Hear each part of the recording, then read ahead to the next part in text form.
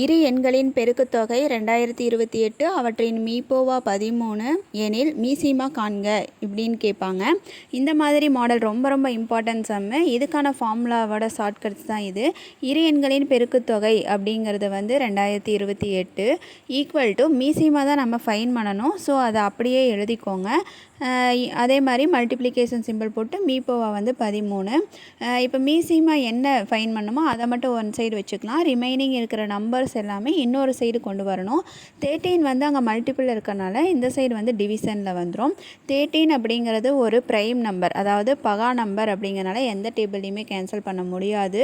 அதனால தான் வந்து டைரெக்டாக 2028 வந்து 13ஆல் நார்மல் டிவிஷன் பண்ணிகிட்ருக்கோம். உங்களுக்கு நார்மல் டிவிஷன் தெரியும் அப்படின்னா ஓகே, தெரியல அப்படின்னா எப்படி டிவைட் பண்ணுறது அப்படிங்கிற வீடியோ வேணால் நீங்கள் கேட்டிங்க அப்படின்னா நான் வந்து இன்னொரு வீடியோ போட்டு விடுறேன்.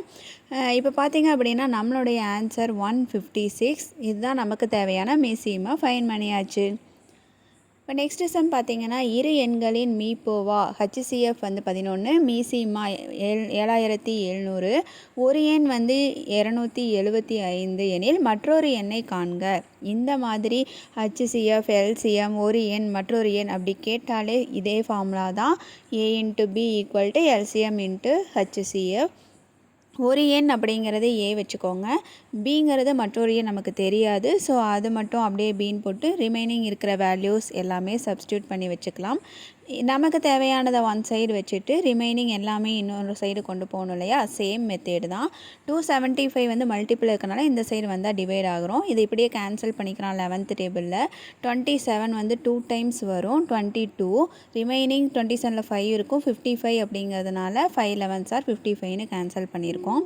இப்போ கீழே எந்த டேபிளில் கேன்சல் பண்ணுறீங்களோ அதே தான் மேலே இருக்கிற நம்பரும் அது சேம் டேபிளில் கேன்சல் பண்ணணும். இப்போ நான் வந்து 5th டேபிளில் கேன்சல் பண்ணிகிட்டு இருக்கேன். இப்போ பார்த்தீங்க அப்படின்னா 5 மட்டும் இருக்குது. 1 5s are 5, 3 5s are 15, 4 வந்து பத்தாது, அதனால் 0 போட்டுக்கிட்டு அடுத்தது 14 எடுத்துக்கணும். 8 5s are 40. அப்போ நம்மளுடைய மற்றொரு எண் என்ன அப்படின்னா 308. இவ்வளோ தான். நெக்ஸ்ட்டு சம் பார்த்தீங்க அப்படின்னா இரு எண்களின் மீபோவா மற்றும் மீசிமா முறையே 44 மற்றும் 264 ஆகும். இதில் ஒரு எண்ணை 2ஆல் வகுக்கும் போது ஈவு 44 கிடைக்கிறது எனில் மற்றொரு எண்ணை காண்க. இப்படி தாங்க இந்த மாதிரி ட்விஸ்ட்டாக தான் கேட்பாங்க. நமக்கு வந்து ஒரே ஃபார்முலா, ஒரே ஷார்ட்கட், இதை ஒன்றை மட்டும்தான் யூஸ் பண்ண போகிறோம். ஆனால் என்ன ட்விஸ்ட்டு கேட்குறாங்களோ அதுக்கு தகுந்த மாதிரி நம்ம ப்ரொசீட் பண்ணிவிட்டு அதுக்கப்புறமா ஃபைனலாக ஃபார்முலாவில் சப்ஸ்டிட் பண்ணிக்கலாம். இப்போ ஒரு எண் வந்து 44 அப்படிங்கிறது வந்து 2ஆல் மல்டிபிள் பண்ணியிருக்கோம். ஏன்னா இப்போ 88 அப்படின்னு கிடச்சிருக்கு இல்லையா, 2ஆல் வகுக்கும் போது ஈவு 44 கிடைக்குதுன்னு சொல்லியிருக்காங்க. அப்போ வகுத்தலுக்கு ஆப்போசிட் மல்டிப்ளிகேஷன்னு சொல்லியிருந்தேன். அதனால தான் 2ஆல் ஃபஸ்ட்டு 44 வந்து மல்டிபிள் பண்ணி 88ன்னு வச்சுக்கலாம். அது வந்து ஒரு எண். இப்போ எப்போவும் போல் நம்ம வந்து ஃபார்முலாவில் சப்ஸ்டியூட் பண்ணி இதை கேன்சல் பண்ணிங்க அப்படின்னா 144 வந்துடும். இங்கே 2 டைம்ஸ் வந்துடும். எகைன் 2 டேபிளில் நம்ம கேன்சல் பண்ணிக்கலாம். அப்போ பியோட வேல்யூ பார்த்தீங்க அப்படின்னா 132 அப்படிங்கிற ஆன்சர். இப்போ இதுதான் வந்து நமக்கு கிடைச்ச மற்றொரு எண்.